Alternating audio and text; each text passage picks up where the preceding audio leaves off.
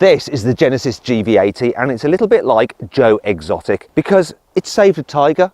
No, really, it did save Tiger Woods. He actually had a crash in one of these things and he left the road at 87 miles an hour, ran into a tree, rolled over, all that kind of stuff, and the police said he was lucky to be alive. This car saved his life. Now in this video I'm going to tell you everything you need to know about the Genesis GV80. I'm going to walk you around the exterior, show you the interior, try its tech, see how practical it is, take it for a drive, and I'm going to launch it to see how quick it is from 0 to 60 miles an hour because I'm Matt Watson and you're watching CarWow. Arr. Buy, sell, CarWow. The first thing I'm going to do in this video is expose an exaggeration using the CarWow stick of truth. So look at the size of those exhaust pipes. They're absolutely massive. Obviously this car's got a huge engine. Look inside. These are just surrounds. Just got moderate size actual exhaust pipes. Bit of a lie. There's a bit more kind of subterfuge with the rest of this car. I'll come to that in a moment. Other than that though, really like the rear end, like this split tail light design, big Genesis logo, nice roof spoiler, like the colour of this car as well. Moving down the side, alloy wheels start at 20 inches, which is pretty large, but all but the entry level car get 22s. Look at the size of them, really fill the arches, though I think the actual design of the wheels look a little bit aftermarket, which is a shame because the side profile of this car is just gorgeous. Really like it.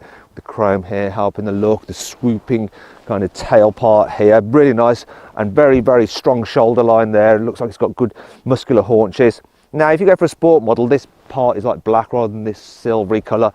And if you look here, these little side ones, they don't do anything, they're fake, and they sort of remind me of another car. All models get silver coloured brake calipers which look nice. Then at the front, I'm now realising what car it reminds me of. It's obviously a Bentley Bentayga. Look at that grille, it's absolutely huge. And even a wing badge there on the bonnet. This is sort of like Grand Theft Auto has done a Bentley Bentayga. Not going to fault it though, I think it's a really smart looking thing. I don't care that it's been inspired by the Bentayga, like the Genesis light design as well. Really nice. It's not cheap though.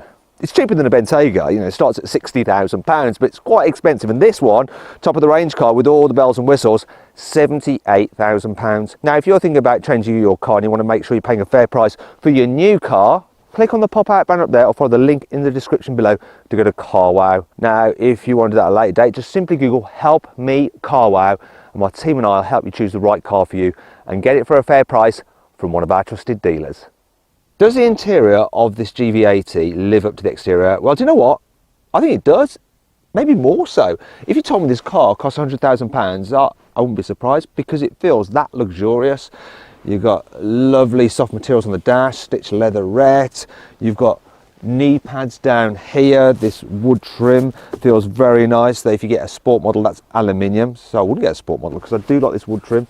All the panels on the door feel expensive and well put together. The steering wheel's lovely, though this is the top of the range car, so you get this two-tone steering wheel, which lesser models don't get. And then there's the infotainment system, which you've got this massive touchscreen up here, which is a little bit hard to reach, to tell you the truth. But don't worry, you've got some separate controls down here for it. So you've got shortcut buttons, and then this sort of touchpad, which allows you to scroll through different things, and then a wheel that you turn to then rotate through the different menus, which, if I'm honest, sort of mimics BMW's iDrive, but isn't quite as easy to use. In fact, the infotainment system isn't quite as logical as BMW's. Actually, it looks a little bit like they've copied BMW with their crystal clarity. Look, the way you've got crystal in there and crystal in there. Actually, it's not crystal, it's plastic. I do like the fact they separated out the climate control from the main infotainment system. So you've got this bank of controls here, so you can control the actual temperature using these dials. That's easy to do when you're driving. The rest of the buttons for the main climate are touch sensitive. Not quite as good as physical buttons, but still easy enough to use while you're driving. Same with the heated and ventilated seats, though you do have physical shortcut buttons for the infotainment system here. Let's move on to the digital driver's display. So this is the upgraded display, and you know what? While it gives enough information, it looks clear-ish. The resolution of the graphics is a little bit like mid-noughties. That needs to be higher definition.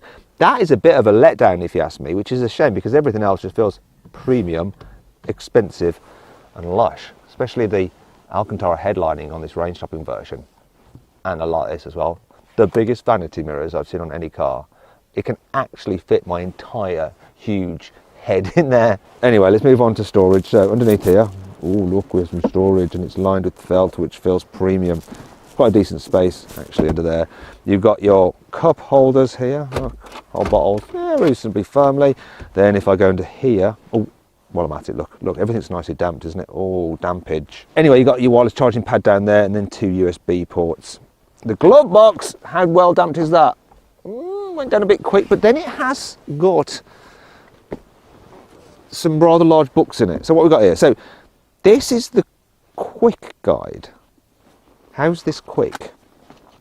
It's in every language under the sun, so you have to like scan through it for ages to find your language. Why can't we just have my particular language for the market sold in? And then this is the manual itself, which is in this box to make it feel more expensive. Yeah, let's put that back. Actually, let's just check this now without the weight in it. See, that's properly damped. It was struggling under all this weight, but it still did a fine job. Can I put this stuff back in here? This is proper car reviewing, isn't it? Yeah, it fits. Okay, there is one issue though, I'm going to show you right now. It's the door bins. So, large bottle. Most big SUVs would be able to accommodate such a large bottle in their door bins, but no chance here. You can just about fit this kind of bottle. Look, that's a bit rubbish. But I'm sort of forgiving it because everything feels really soft and expensive down there. As for the driving position, well, this one has the upgraded seats and they are lovely, very, very comfy, and lots of adjustment in them. And it is easy to get an ideal driving position because of the range of movement you've got in the steering wheel. Look. See, it's a lot, isn't it? Yeah, I'm liking it in here. Here in the middle row, the GV80, it feels just as luxurious as in the front with nice build quality, these diamond quilted seats. Very, very nice. Knee room's good, headroom's good. If you need to carry 3 people in the back at once, it's not too much of a problem. Yes, there is this hump in the floor, but the footwells are so large. I mean, look at them, loads of space. And this middle seat is quite wide and cushioning, and the body itself is quite wide. It means it is room for 3 adults across the back. Not the most comfortable, but doable. Another thing I like about this car is the practicality here in the back. So you've got posh airplane style folders there. You have an armrest with cup holders and an extra storage area here. And if you need some through loading, look at this. You've got that. Now, if you pay an extra £2,100, you can upgrade to the comfort pack, which means as well as seats that slide like that, you get electrical operation of the base, so you can actually lift it up like that for a bit more under thigh support, which is very good and quite unusual, to tell you the truth. Not unusual as in weird, more unusual because you don't get it on many cars. In fact, I can't think of another car you get it on. And the backrest, look, reclines, and it reclines quite a way. Look at that. That's a lot of reclination. The comfort pack also includes this as well. Look, woohoo! Electrically operated blinds. Now, in the back you've got dual zone climate control, and we've got heated seats and ventilated seats in this one. That's also part of the comfort pack. And down here we have 2 USBs, old school style, and then a 220 volt outlet, though this is just European plug style and not 3-pin for the UK. Why, Genesis? Why didn't you bother with that, eh? My only gripe really is the door bins, once again, like in the front. Small. You're only going to fit one of these bottles in there. Now, let's move in to the very back, see what it's like. How easy is this going to be, I wonder? Oh, I forgot to tell you about fitting a baby seat. Do you know what?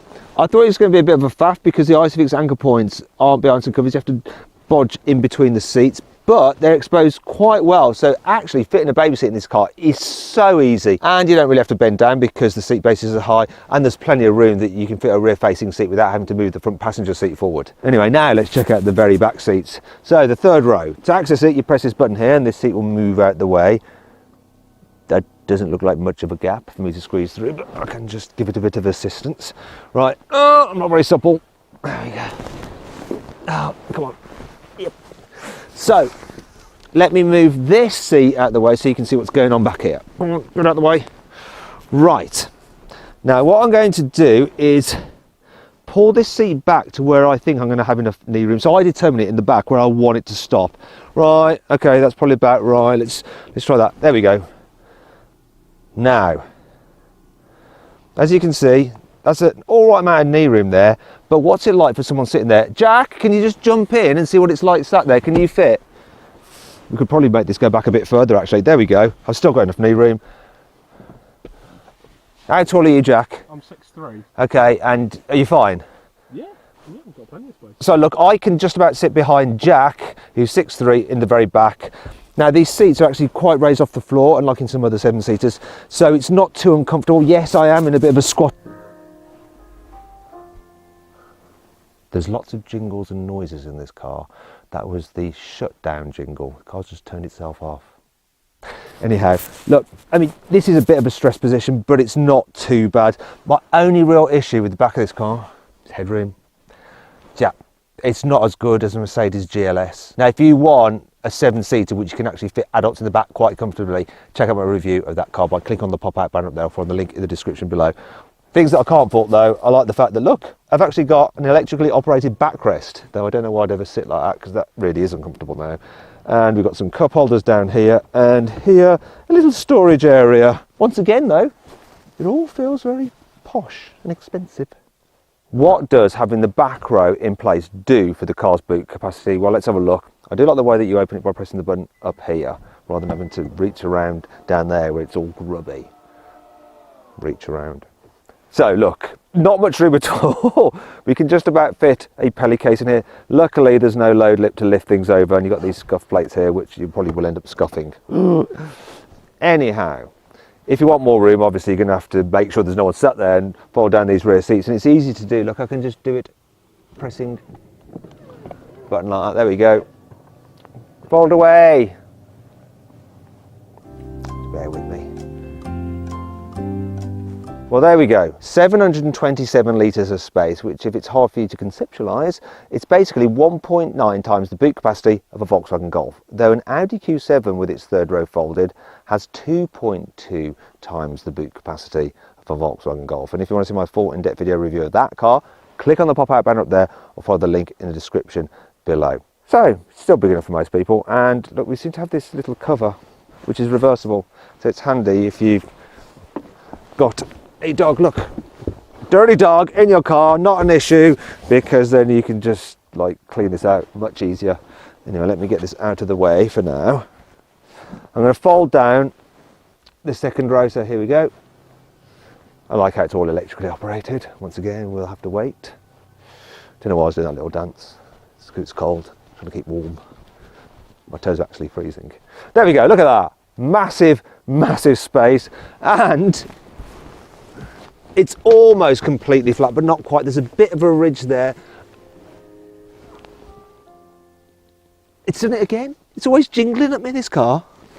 That sounds rude, doesn't it? Like it should have some kind of restraining order for jingling at people. Right, anyway, look. See? So you can't just slide really heavy items straight to the front. You have to go round and lift them over the ridge, or do it this way. And that brings us on to 5 annoying things about the Genesis GV80. In most cars, once it's rained, you can clean your side windows so you can see out of them by just putting them down. But for some reason, that doesn't appear to work in this car, look. All the droplets are still there. While the BMW X5, the Mercedes GLE and the Audi Q7 can tow up to 3.5 tonnes, the tow capacity of the GV80 is 2.7 tonnes. You might think that that's enough, but actually, look, it's not enough to tow me. Look, it can't do it. I'm 2.8 tonnes, you see. Yeah, I'm just very, very dense, like dark matter. For some reason, Genesis hasn't bothered to fit any USB sockets in the third row. You just get an old-fashioned 12-volt socket.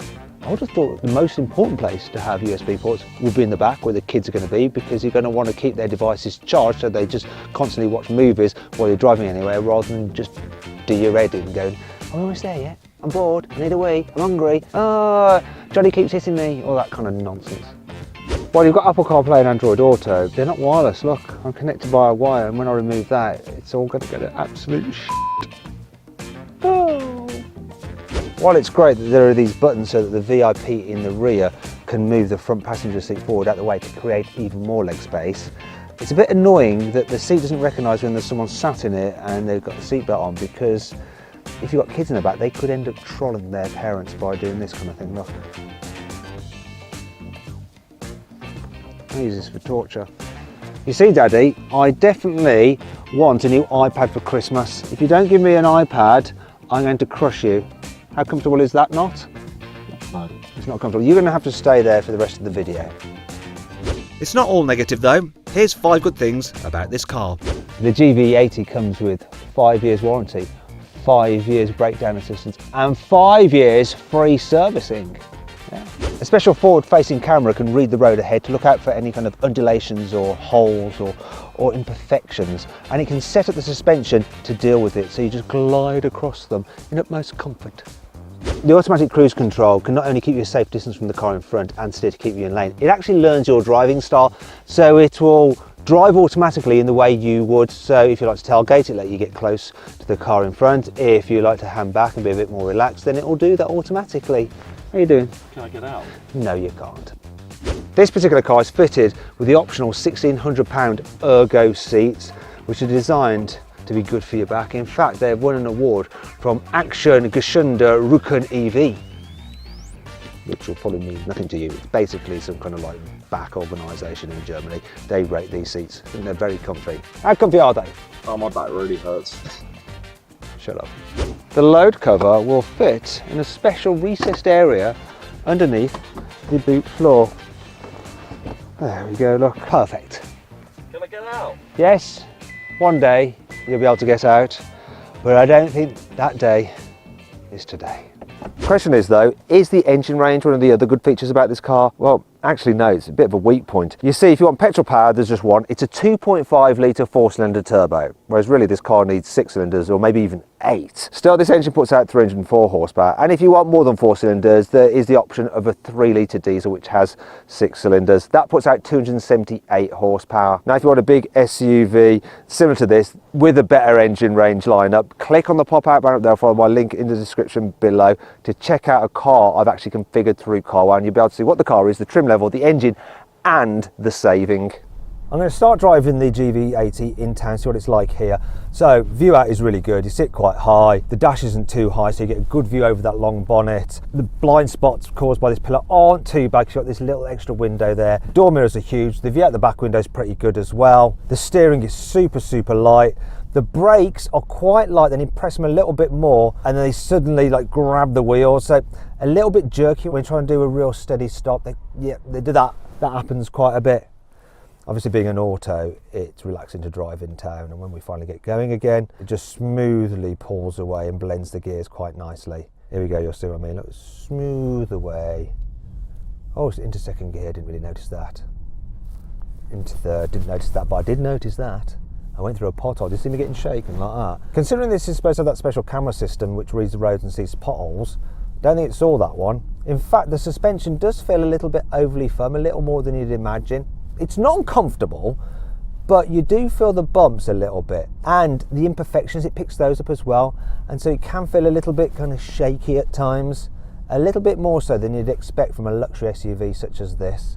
I'm just going to see how manoeuvrable it is. So the turning circle is 11.9 metres, which is better than its key competitors. Can I make it around here without covering those massive alloy wheels? This one's going to be an old one. Let's go, cameras. Cameras. Camera says no. Camera says no. Can I look around there? No, it's a definite no. Look at that. What a no. Oh yeah. There was a 3-pointer there. To be fair, I'd have probably had to do the same manoeuvre in an Audi Q7. It doesn't quite drive in quite an expensive feeling way as it does to look at and to just sit in when it's stationary. Maybe it's better the faster you go. Let's say you're approaching a dual carriageway, such as I am now, you're at 40 and need to suddenly overtake. What's the pickup like? So flooring it, takes a second for the gearbox to respond, then we're off. And the engine gets a little bit noisy when you start to rev it out. That's the thing about it being a 4-cylinder. Also, the lane departure warning's losing its mind as I'm crossing the line without indicating. Sorry car, please forgive me. The pickup itself, it wasn't stellar, but it was quick enough. And when you are just cruising at higher speeds, there seems to be quite a bit of, I'm not sure if it's wind noise or road noise. It's quite consistent, it's like road noise. Bit more than I'd expect from a car like this. And it doesn't feel quite supplanted when you're going quickly. It rocks about a little bit, still over the bumps. It's okay, but it's not the last word in sophistication. Bit like me. Nothing to do though. Let's check the average economy. So I'm doing 25 miles to the gallon, which isn't brilliant considering it's a 4-cylinder engine. You'd be having one of those, wouldn't you, for economy, but I'm not really getting that good at economy. I'm sure you can turn the lane departure warning off.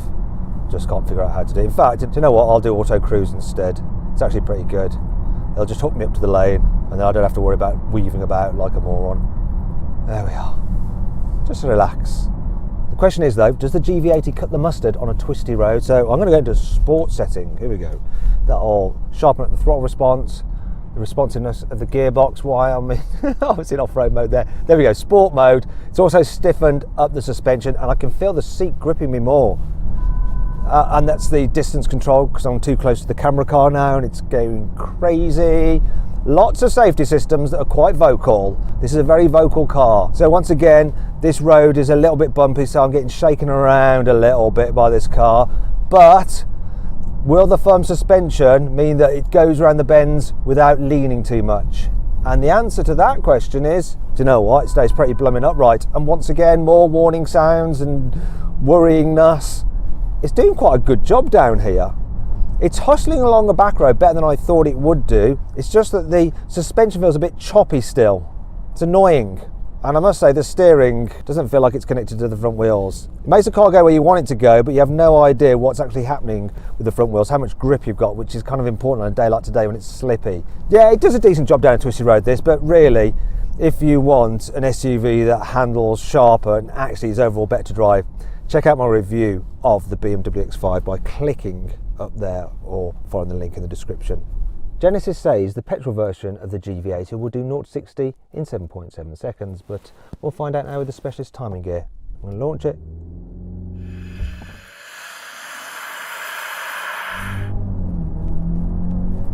Come on, what we got? That's a 6.65. I take it all back, 4-cylinder unit. That is decent.